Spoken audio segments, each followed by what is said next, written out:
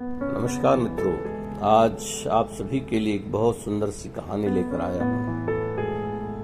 कहानी इस तरह से है कि एक बार एक चोर आधी रात में एक फकीर की झोंपड़ी में पहुंचता है।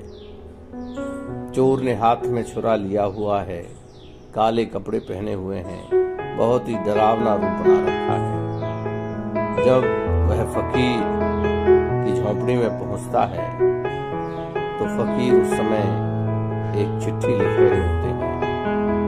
तो चोर उससे कहता है कि तुम्हें दिखता नहीं मैं चोर हूँ, तुम मुझसे डर भी नहीं रहे हो, मैंने हाथ में छुरा ले रखा है, लेकिन तुम्हारे चेहरे पर बिल्कुल भी भय नहीं है। तुम मुझे जो कुछ भी है तुम्हारे पास उसको निकाल करके दे दो। तो फकीर कहते हैं कि भाई तुम शायद देख नहीं रहे हो, मैं अभी एक चिट्ठी लिख रहा हूँ, थोड़ी देर बैठो, मैं अभी तुमसे बात करता हूँ। थोड़ी देर के बाद जैसे ही उस फकीर की चिट्ठी पूरी होती है तो वह उससे कहता है कि बताइए अब मैं आपकी क्या सेवा कर सकता हूँ।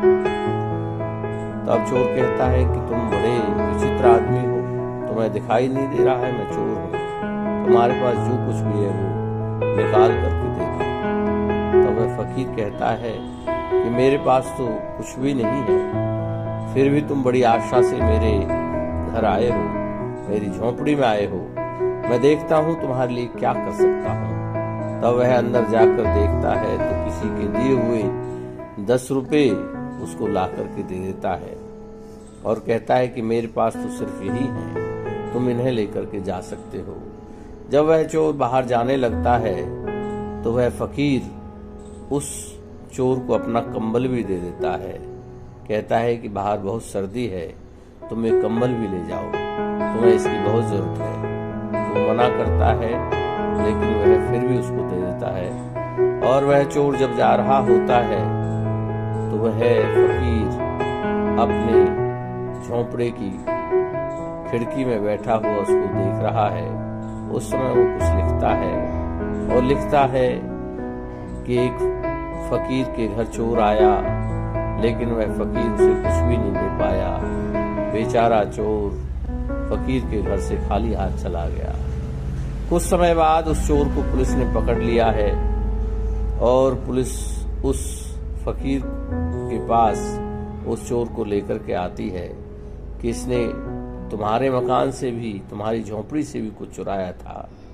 तब वह फकीर कहता है कि नहीं, इसने मेरे यहाँ से कुछ नहीं चुराया है, मैंने इसको 10 रुपए दिए थे। तो इसने उसके लिए धन्यवाद कहा और वह कंबल भी इसने बहुत संकोच से मुझसे लिया था, तो मेरे यहाँ से इसने कुछ नहीं चुराया है। कुछ समय बाद उस चोर को 2 साल की सजा हो जाती है, क्योंकि वह पहले भी कई मकानों में चोरी कर चुका होता है। जैसे ही उसकी सजा पूरी होती है वह चोर झोंपड़ी में आकर के उस फकीर के चरणों में गिर पड़ता है कि हे प्रभु, आपने मुझे इंसान बनाया, अब मुझे एक बहुत अच्छा आदमी बना दो। तो चोर जब गिड़गिड़ा रहा होता है तो फकीर कहता है कि भाई मेरे पास तो कुछ भी नहीं है। तब चोर कहता है कि हे भगवान, आप वो पहले व्यक्ति हो जिसने मुझे इंसान समझकर मेरे साथ व्यवहार किया। तब फकीर कहते हैं कि भाई जिसके पास जैसा मन होता है वैसा ही वह व्यक्ति दूसरों के साथ व्यवहार करता है। तो मित्रों, हमें चाहिए कि हम सभी के साथ एक अच्छा व्यवहार करें, सभी को इंसान समझें, सभी के साथ सद्व्यवहार करने का प्रयास करें। इस कहानी से हमें यही सीख लेनी चाहिए।